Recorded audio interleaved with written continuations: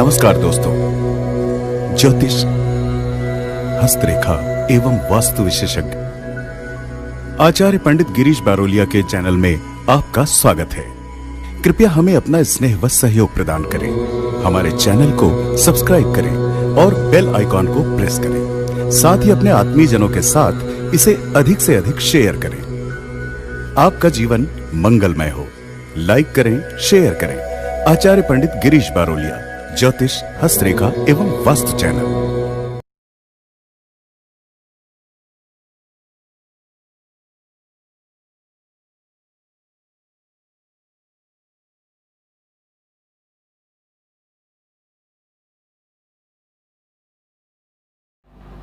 राधे राधे, जय श्री कृष्ण। नमस्कार, मैं आचार्य पंडित गिरीश बारोलिया। गायत्री महामंत्र।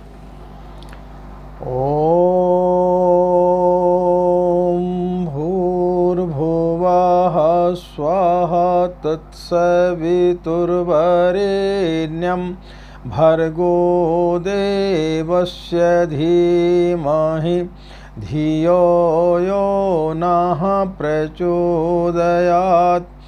अखण्डमण्डलाकारं व्याप्तं येन चराचरं तत्पदं दर्शितं येन तस्मै श्रीगुरवे नमः।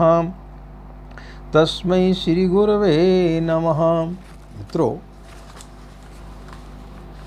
इस वीडियो के अंत में आज हम आपके लिए एक बहुत ही दिव्य प्रयोग बताने के लिए जा रहे हैं। 2 मिनट का उपाय रहेगा। इसे आपको नवरात्रि के अंतिम दिन करना है, जिस दिन आप पूर्णाहुति करेंगे, यानी आप हवन करेंगे। किस चीज़ के लिए उपाय है, पहले ये समझने का हम आपको प्रयास करा रहे हैं। मनुष्य गलतियों का पुतला है। हर व्यक्ति में कोई न कोई बुराई जरूर होती है। कोई भी व्यक्ति पूर्ण नहीं होता है, क्योंकि मनुष्य है तो गलतियां जरूर करेगा। इसलिए परम पूज्य गुरुदेव कहा करते थे कि बेटा, जब तुम मेरे पास आते हो तो तुमने जीवन में जितनी भी गलतियां की हैं, जो भी तुमने पाप पुण्य किए हैं, पाप किए हैं, वो सब एक कागज़ में लिख करके मेरे पास छोड़ जाया करे। मैं उन्हें सबको समाप्त कर दूंगा। तुम्हारी जो भी समस्याएं हैं वो एक कागज़ में लिख करके मेरे पास में छोड़ के चले जाना। तुम्हारी सारी समस्याओं का समाधान मैं कर दूंगा। आज भी जो लोग शांति कुंज हरिद्वार जाते हैं, कागज़ में जो भी उनकी समस्या होती है, सजल श्रद्धा प्रखर प्रज्ञा, या जहाँ पूज्य गुरुदेव बैठा करते थे, जहाँ वो सोया करते थे, उनके बिस्तर पर वहाँ रख करके आ जाते हैं। और उनकी वो सारी समस्याएं धीरे धीरे कब समाप्त हो जाती हैं पता भी नहीं चलता। व्यक्ति के अंदर की जितनी भी बुराई हैं, जो भी उसने पाप किए हैं, वो जब सब लिख करके आ जाता है तो धीरे धीरे वो इस प्रकार से गढ़ जाता है, इस प्रकार से उसकी छवि बन करके आ जाती है कि उसने कभी कल्पना नहीं की होती कि मैं वही व्यक्ति हूँ। तो मित्रों, हम सभी लोगों से भी गलतियाँ होती रहती हैं। आप सभी नवरात्रि का उपास कर रहे हैं, साधना कर रहे हैं। हर व्यक्ति अपने अपने स्तर पर साधना कर रहा है। कोई 24,000 का कर रहा है लघु अनुष्ठान, कोई मंत्र लेखन कर रहा है, कोई गायत्री चालीसा कर रहा है, कोई पंचाक्षरी मंत्र का कर रहा है। यानी किसी न किसी रूप में हर व्यक्ति इस समय जो हमारे चैनल से जुड़ा है वो सब कर रहे हैं। अब उनके मन में जिज्ञासा ये होती है कि हम किसी मनोकामना को लेकर के कर रहे हैं, वो पूर्ण होगी कि नहीं होगी, या हमारी साधना सफल होगी कि नहीं होगी। तो साधना करते समय भी व्यक्ति से कई प्रकार की गलतियां हो जाती हैं। आपने संकल्प लिया कि मैं नित्य जो है एक ही टाइम खाना खाऊंगा, लेकिन आपने 2 टाइम खाना खा लिया। या आपने सोचा कि मैं ब्रह्मचर्य का पालन करूंगा, लेकिन आपका ब्रह्मचर्य खंडित हो गया। या आपने जोत जलाई, जोत आपकी बुझ गई। या आपने संकल्प लिया था कि सुबह इतनी माला करूंगा, शाम को इतनी करूंगा, दोपहर को इतनी करूँगा, लेकिन उसमें कभी थोड़ा फ़र्क आ गया। या आपने संकल्प लिया था कि नित्य जो है 5 बजे या 4:30 बजे पूजन चालू करूँगा, लेकिन 1-2 दिन ऐसा हो गया कि आपकी नींद नहीं खुली और आप 4:30 की बजाय 6 बजे पूजा करने बैठ गए। यानी किसी न किसी प्रकार की कोई न कोई गलतियाँ व्यक्ति से हो जाती हैं साधना काल में। अब इन सब चीज़ों से जो हमारे अंदर एक प्रकार की भ्रांति आ जाती है, एक भय आ जाता है कि अब ऐसी स्थिति में हमारी साधना सफल होगी कि नहीं होगी।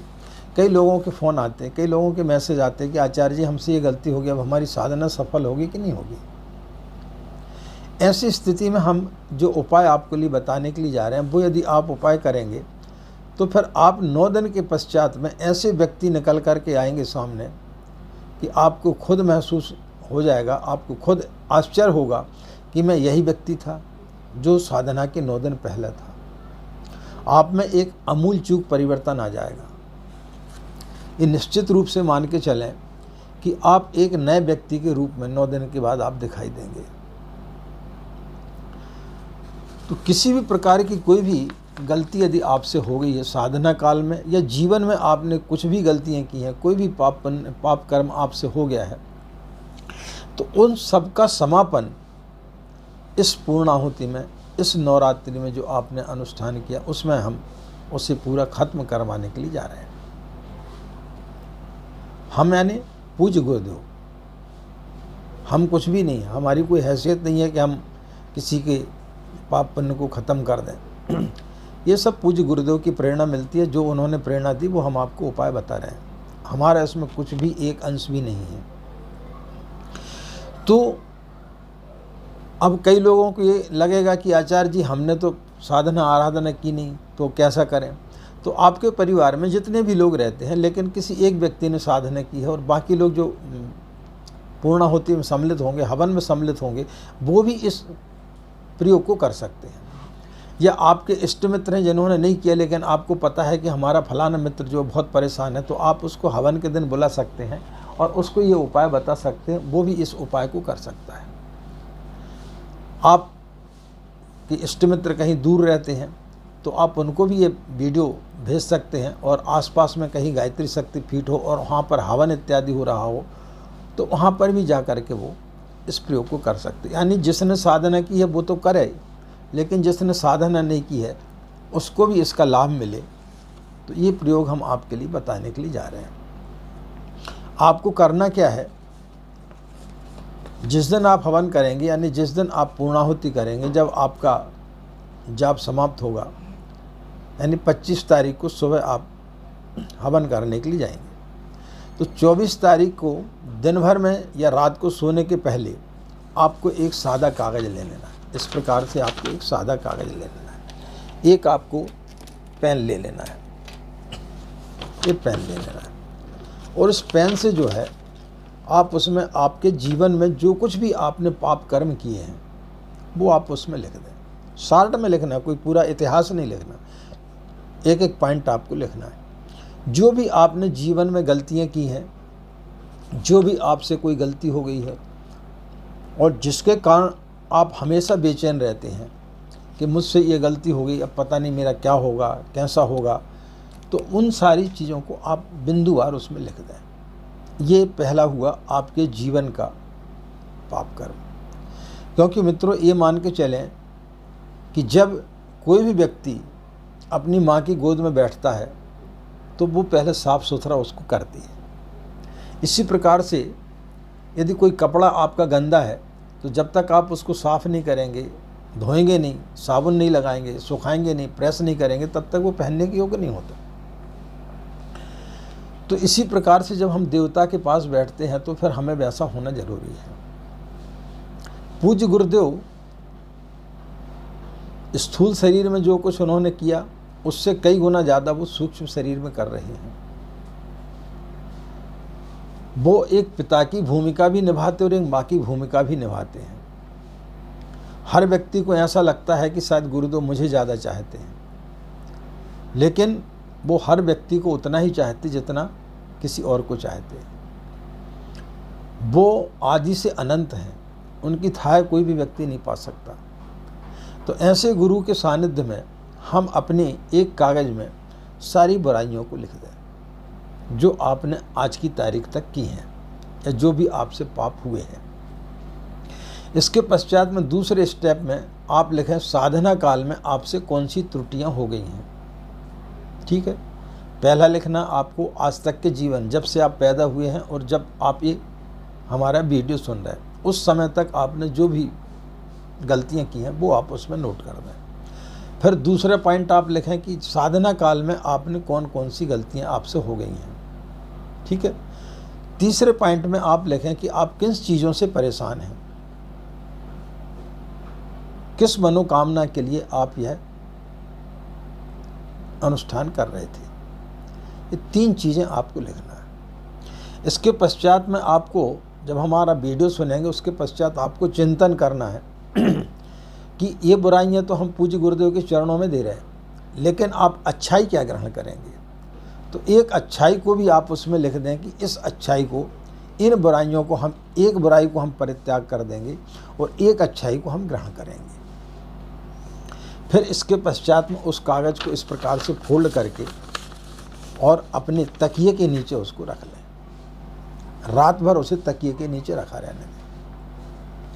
दूसरे दिन जब आप हवन करने के लिए जाएंगे तो जो नारियल का भेला हमने बताया पूर्ण आहुति के लिए, उसमें ऊपर अपन एक छेद करते हैं, तो उस कागज़ को फोल्ड करके उसके अंदर आप डाल दें और कुछ घी वगैरह डाल दें यानी उस कागज़ को आप डाल दें।